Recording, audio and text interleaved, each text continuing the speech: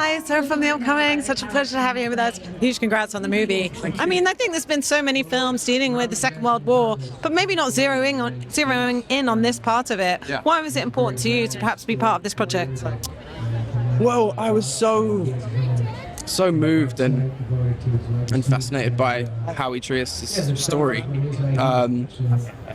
He was an exceptional man, and the way that Jamie had taken Jack L. Hyde's book and turned it into this script, the cast that he rallied for this, it's a special one.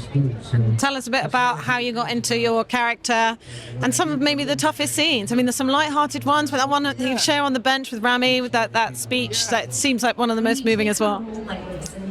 Yeah, I mean that one was tricky, but it was also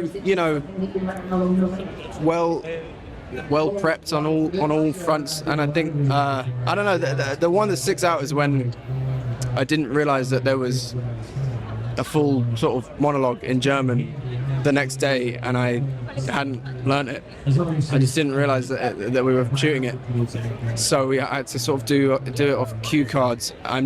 You don't even see me or hear me in the scene in the final cut, probably because it was so terrible. But that was a bad day for me. I mean, what a cast, being on set with Rami, with Russell, with Michael, with Richard, what heavyweights. What was that like for you? Were there some lighter moments you could share together? I mean, it was, for a young actor, it was a dream. For any actor, it was a dream. And they're all so marvelous in their own ways. And getting to watch them work was a lot of fun. It was very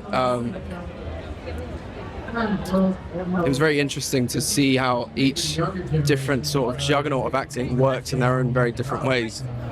And yeah, when we were doing a lot of the courtroom stuff, we were all there for I think 2 or 3 weeks. There were a lot of it was quite serious, but there was some light moments of relief. I remember John Slattery falling through 2 different chairs at the start of a very long take, and me and him trying not to ruin it by our giggles. Thank you so much, Mike. Yeah, I can't really think of ones off the top of my head though, but that was one that sticks out. And it does feel like it is important to go back and retell stories about history, particularly for a new audience, and bearing in mind that it feels like truth and accountability are quite elusive concepts right now. Yeah. So why do you think it's so important to a modern day audience to watch this film? Well, for many different reasons. I think it's a lesson that should never be forgotten. There's only I don't know how many, but there's not many survivors of the Holocaust left. So soon there will be no one alive who was there, and it's important to not forget that and forget what happened. And of course your roles in rom-coms, Bridget Jones not least, really propelled you to stardom. But are you quite enjoying kind of trying out different roles, different genres, doing period drama like this? What do you want to do next?